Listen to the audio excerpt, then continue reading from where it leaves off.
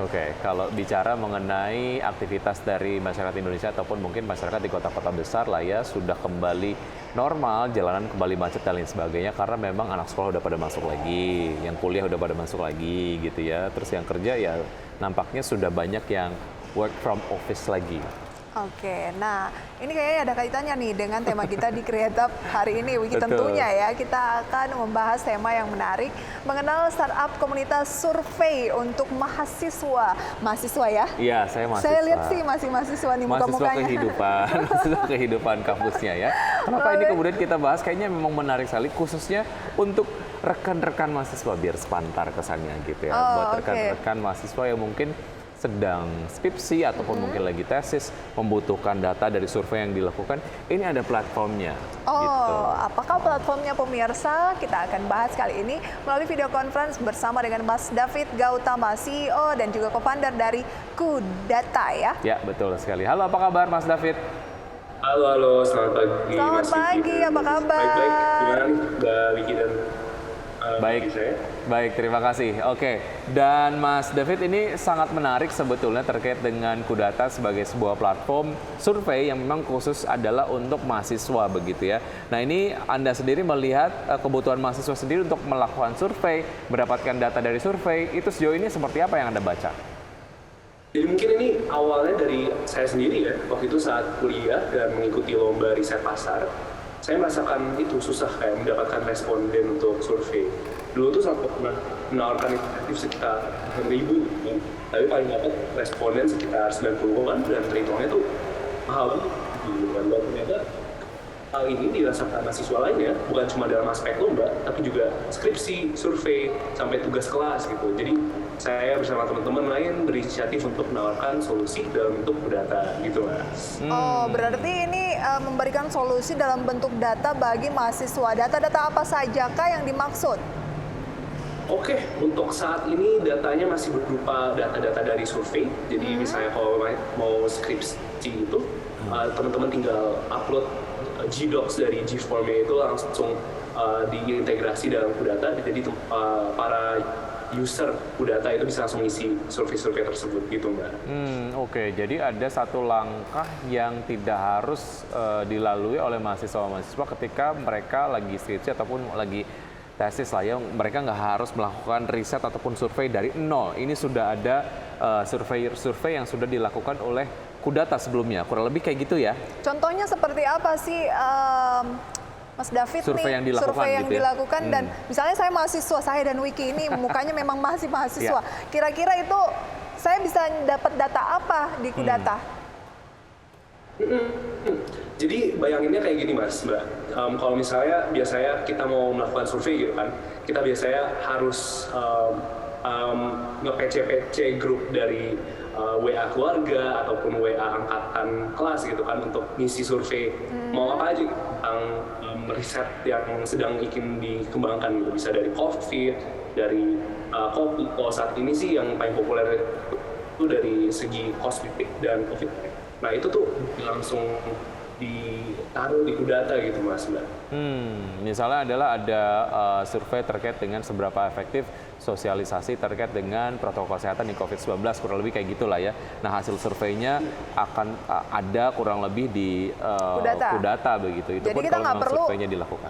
nyebar selebaran satu-satu ke orang-orang gitu ya untuk ngisi gitu, begitu Mas David? Betul. Oh, Jadi sangat ada membantu audiens ya. yang sangat besar gitu ya di Kudata gitu Mbak. Baik. Nah, itu respondennya siapa aja, Mas David? Itu menjadi satu pertanyaan yang cukup penting begitu ya. Karena kan kalau saya melakukan survei, inginnya adalah survei ataupun riset yang saya lakukan ini terhadap responden yang kemudian tepat. Nah, range dari responden yang dikelola lah ya oleh Kudata sendiri itu seperti apa? Baik, ini juga pertanyaan yang bagus ya Mas. Jadi kami memang merupakan platform dari mahasiswa untuk mahasiswa gitu ya, sehingga mayoritas responden masih dari mahasiswa, tetapi masyarakat umum pun juga udah mulai menggunakan Kudata gitu, di mana nggak sedikit ibu rumah tangga, pelajar SMA, ataupun pekerja yang menggunakan Kudata. Dan ini mungkin juga menunjukkan kebutuhan platform seperti Kudata itu nggak sebatas hanya mahasiswa gitu kan, tapi juga seluruh masyarakat di Indonesia. Jadi potensi untuk tap pasar-pasar lainnya dalam hal pengumpulan data itu sangat besar di Kudata, Apa di yang Indonesia. ibu rumah tangga cari di Kudata biasanya? Betul, ada beberapa yang menjadi responden ataupun membuat survei gitu. Oh, jadi responden ya. Oke. Ada sebuah istilah there's no such thing called free lunch gitu ya, nggak ada makan siang yang gratis. Kalau saya mau jadi responden di Kudata, saya dapat apa? Jadi untuk saat ini responden di Kudata itu akan mendapatkan dua chance untuk mendapatkan insentif tersebut. Jadi misalnya dari suatu biasanya ada total insentif 100.000, mereka akan men-set itu ada 4 pemenang dan kami akan mengundi pemenangnya dalam Kudata sendiri dan nanti kita langsung transfer gitu insentifnya secara Seru-seruan, jadi nggak semua orang dapat tapi yang beruntung gitu ya. Iya. Oke. Tapi ini experience yang luar biasa sih ya, dan cukup unik gitu ya. Kita cukup excited ketika kita terlibat dalam sebuah survei, plus juga ada experience nampak kita diundi dan kemungkinan bisa mendapatkan insentif. Ini menarik sih idenya. Oke, kamu tertarik dong jadi responden? Tertarik. Tapi gimana ya Mas David dari Kudata ini untuk mengkurasi gitu ya responden-responden yang ada, tadi ada mahasiswa mungkin, ada ibu rumah tangga, berbagai macam kalangan, bahwa itu tepat menjadi sampel untuk sebuah data yang kita inginkan. Oke, ini juga salah satu isu yang kita menangani dan cara yang paling gampang ya udah kita targeting responden gitu kan, mendapatkan data-data yang cukup penting untuk menjadi filter respondennya seperti data-data demografi gitu, email ataupun umur gitu, dan hal ini tuh bisa membantu kita lah dalam men-set gitu kayak responden ini tuh yang cocok menjadi sampel dari survei yang ini gitu. Jadi pada tahap selanjutnya nanti para pembuat survei bisa pilih-pilih gitu mau targetnya responden yang agar sampel mereka menjadi lebih baik lagi. Berapa banyak data yang sudah dimiliki oleh Kudata dan itu diperoleh dari berbagai survei yang sudah dilakukan? Oke, jadi gini Mas, untuk saat ini tuh kita masih bersifatnya sebagai marketplace ya, tanda kutip ya. Jadi data masih dimiliki oleh para pembuat survei gitu, pembuat survei yang musik ya. Tapi untuk saat ini sendiri kita udah ada lebih dari 2.000 survei yang berjalan di Kudata dan pengguna kami tuh kurang lebih 98.000 pengguna ya yang terdaftar saat ini. Bagaimana sistem untuk menghasilkan revenue ya dari Kudata sendiri dengan user, nanti akan kita bahas lebih jauh, dan juga target-target ke depannya dari Kudata. Kita jeda dulu ya Mas David dan juga pemirsa. Ya, dan tetap bersama kami akan segera kembali. Ya, masih tersambung pemirsa via video conference bersama dengan Mas David Gautama, CEO dan juga co-founder dari Kudata. Oke, Mas David, kalau tadi disampaikan oleh Anda bentuknya adalah seperti platform marketplace begitu ya.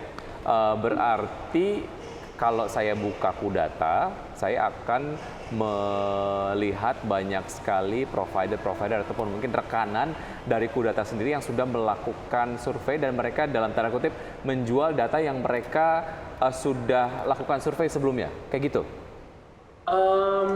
I think itu konsep yang menarik untuk dieksplor ya untuk saat ini, tapi masih belum kayak gitu Mas. Jadi beneran place itu sifatnya kalau misalnya responden ke Kudata, mereka bisa pilih gitu survei apa yang mereka mau isi.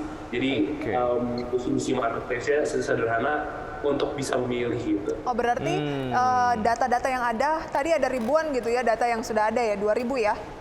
Betul. Itu benar-benar dari tim Kudata sendiri yang membuat survei tersebut? Bukan, jadi masih dari para pengguna Kudata juga. Jadi dari 98.000 ada 2.000 pengguna yang memberikan data. Tapi gimana untuk mengkurasi data tersebut bahwa memang tidak ada oknum yang mungkin menyalahgunakan bahwa data itu mungkin palsu atau tidak sesuai dengan standar gitu, gimana tuh caranya? Ini juga sangat menarik ya, kayak apa ya, cara men-set di mana para responden itu nggak boleh ngasal-ngasalan gitu kan. Itu kan sangat susah, apalagi harus menyesuaikan bahwa responden itu hanya boleh isi sekali dan nggak boleh 2 kali gitu. Padahal biasanya mereka maunya isinya lebih banyak karena ada chance buat menangnya lebih banyak gitu. Nah, buat sistem di Kudata sekarang itu ya kita masih sistemnya banding gitu. Kalau misalnya ada laporan dari para pembuat survei gitu bahwa di survei mereka ada oknum-oknum yang emang melakukan aktivitas yang berbahaya, ya kita memban dari emailnya dan nomor teleponnya sehingga mereka nggak bisa menggunakan Kudata. Baik, gitu sih. mekanisme screening untuk menjamin kredibilitas pelaku survei yang mengadakan survei, yang memiliki data, itu gimana caranya? Jadi ini juga cukup menarik Mas. Untuk saat ini kita sifatnya beneran open gitu ya, kayak semua orang bisa mengisi dan sistem filtrasi sendiri masih dalam tahap dari survei maker ya atau pembuat survei yang menggunakan Kudata. Oke. Tapi di ke depan kami masih mau untuk menawarkan gitu ya dari Kudata sendiri ada sistem verifikasi data, misalnya dari data-data yang ada di suatu tanda pengenal yang udah bisa diverifikasi oleh pemerintah gitu kan. Biar lebih akurat ya. Kayak enak gitu.